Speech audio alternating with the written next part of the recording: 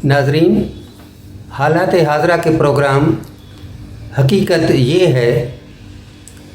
ये है में मैं डॉक्टर बलदेव मटलानी आप तमाम भाइयों और बहनों का खैर मकदम करता हूँ। अस्सलाम वालेकुम, नमस्कार, सत श्री अकाल। तो चलते हैं हालात हाजरा की तरफ। आजकल लाहौर में बड़ी सियासी गहमा गहमी देखी जा रही है। कुछ रोज़ पहले पाकिस्तान पीपल्स पार्टी के आसिफ जरदारी और बिलावल भुट्टो ने जनाब शहबाज शरीफ और मरियम नवाज़ से ज़ोराने पर मुलाकात की। गो कि अभी दोनों कोई मुत्तहदा लाए अमल बनाने में कामयाब नहीं हुए, लेकिन लाहौर का सियासी पारा बहुत ही ऊपर चढ़ा हुआ है।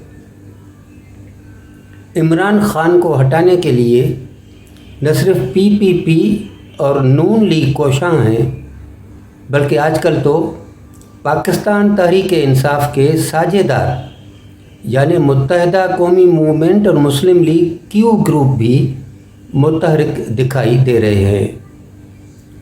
मुल्क की सियासी सूरत-हाल इतनी फ्लूइड है कि कभी भी कुछ भी हो सकता है।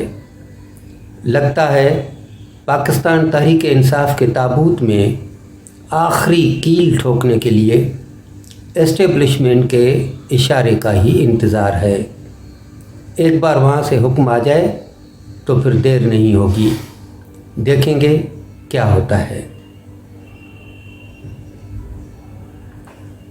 वज़ीर आज़म इमरान खान ने चीन से वापस आकर बलूचिस्तान में नूशकी का दौरा किया, जहां पर कुछ ही रोज़ पहले बलोच बागियों ने अफवाज पर हमला किया था और कई जवान हलाक कर दिए थे।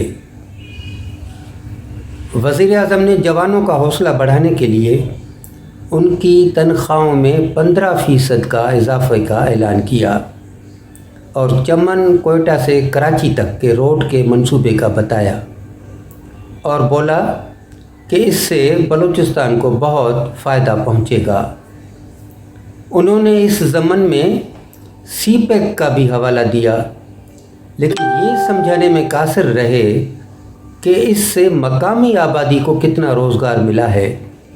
यहाँ तो सारे मंसूबे सिर्फ़ पंजाबियों को ही फ़ायदा पहुँचाने के लिए अमल में लाए जाते हैं। अक़वाम मुत्तहिदा की एक रिपोर्ट के मुताबिक कलअदम तहरीक तालिबान पाकिस्तान अब भी अफ़ग़ानिस्तान और पाकिस्तान में मुतहरिक है। उसके कम अज़ कम 5000 लड़ाकू हर वक्त वारदात अंजाम देने के लिए तैयार रहते हैं। पाकिस्तानी पंजाब के कोटला सादात, जो कि मुल्तान के करीब है, वहाँ पर मंगलवार को 3 बंदूक बरदार शख्स ज़बरदस्ती एक घर में घुस आए, घर के मालिक और उसकी माँ को खाट से बांध दिया और उसकी भाभी की इस्मत दरी की। बाद में वो लोग घर से 1500 रुपये और एक मोबाइल फ़ोन भी चोरी करके ले गए। नाजरीन, हिंदुस्तान का सनअतकार गौतम अदानी अपने ही मुल्क के मुकेश अंबानी से एशिया के सबसे अमीर तरीन आदमी का मर्तबा जीत लिया है। गौतम अदानी की होल्डिंग 88.5 बिलियन डॉलर की है, जबकि मुकेश अंबानी अभी तक 87.9 बिलियन डॉलर पर अटके हुए हैं।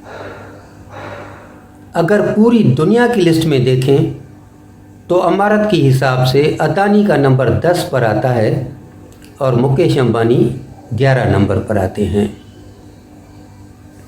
इस हिसाब से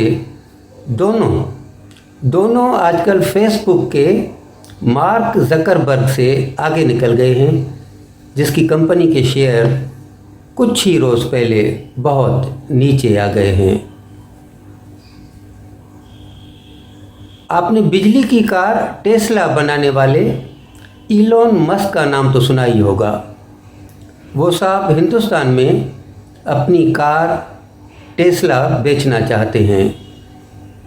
اب ہندوستان اپنے دیش میں مینوفیکچرنگ کی ہمت افزائی کرنے کے لیے کم ایکسائز ڈیوٹی لگاتا ہے، لیکن اس کے برعکس بنی بنائی گاڑیوں پر 100% ڈیوٹی لگائی جاتی ہے۔ اب ایلون مسک چاہتے ہیں کہ وہ جو گاڑیاں چین میں بنا رہے ہیں ان پر بھی کم ڈیوٹی لگائی جائے، لیکن ہندوستان اس کے لیے تیار نہیں ہے، اور وہ کہتا ہے کہ اگر انہیں ڈیوٹی کے رعایتی نرخ چاہیے تو پھر گاڑی ہندوستان میں بنانی پڑے گی۔